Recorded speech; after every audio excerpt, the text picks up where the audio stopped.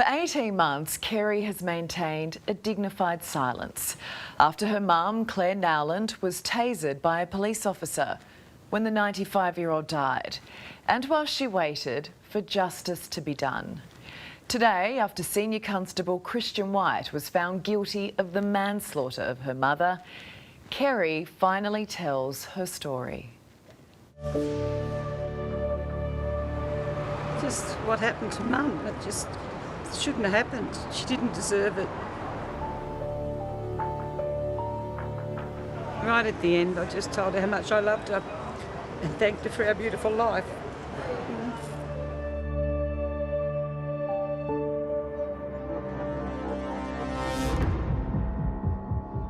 95-year-old Claire Nowland died 18 months ago. It was an early morning in May last year when police were called to Coomer's Yallambee Lodge nursing home by staff after Mrs Nowland had armed herself with 2 knives. Senior Constable Christian White was one of the 2 police officers there. White issued several warnings as Mrs Nowland approached him on her walking frame and holding a knife, before he declared, quote, "Bugger it," and fired the taser. Weighing less than 48 kilos, Mrs Nowland fell backwards, striking her head on the floor. She died a week later in hospital.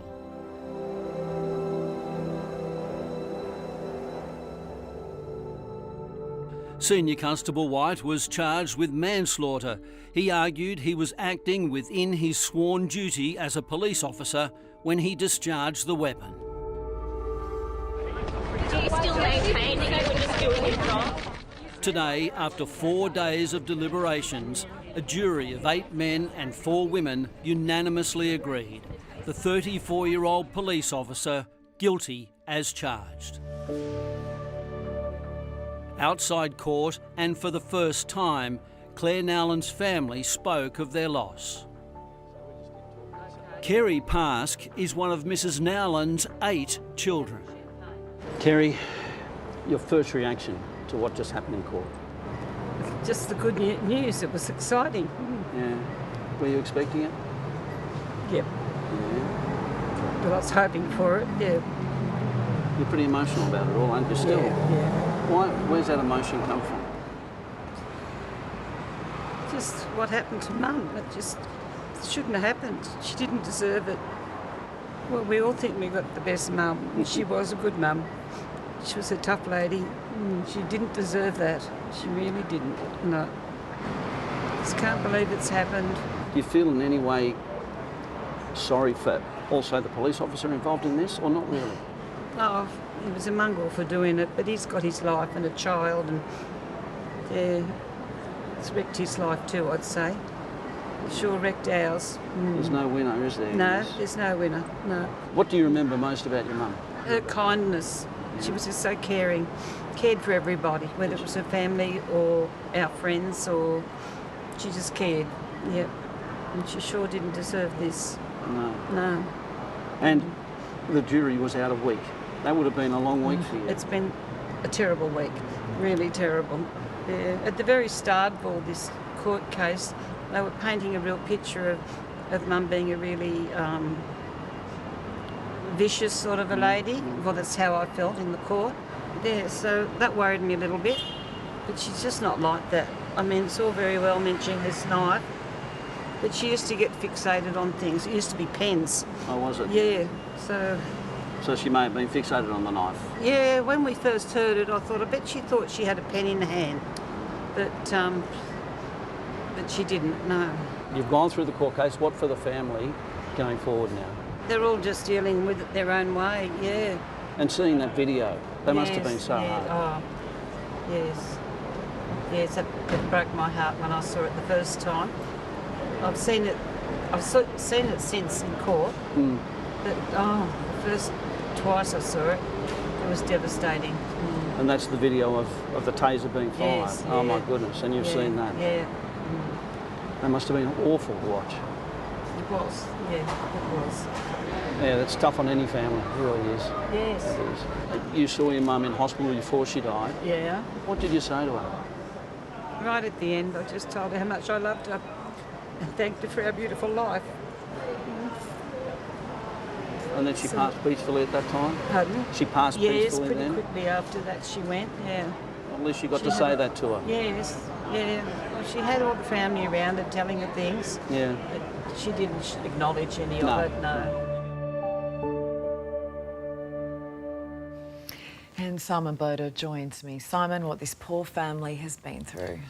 From the day it happened, Ellie, I mean, you've got to remember that Claire Nowlan was the matriarch of the family. 8 children, 24 grandchildren, 30 great-grandchildren.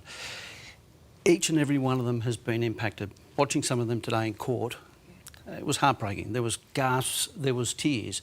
And then there was Christian White's family. Ali, seriously, there's no winners in this case at all. Yeah. Well, speaking of Christian White, his employment is now under review by New South Wales Police. How do you not lose your job on the day you're found guilty of manslaughter? Well, Ali, I'm told that up until today, he's been suspended with pay. That will soon change, obviously, with this conviction. I'm told he is considering his options for an appeal, for lodging an appeal, so I think that needs to play out. His lawyers have told me that he has never at any stage lost sight of the tragedy that surrounds this entire episode.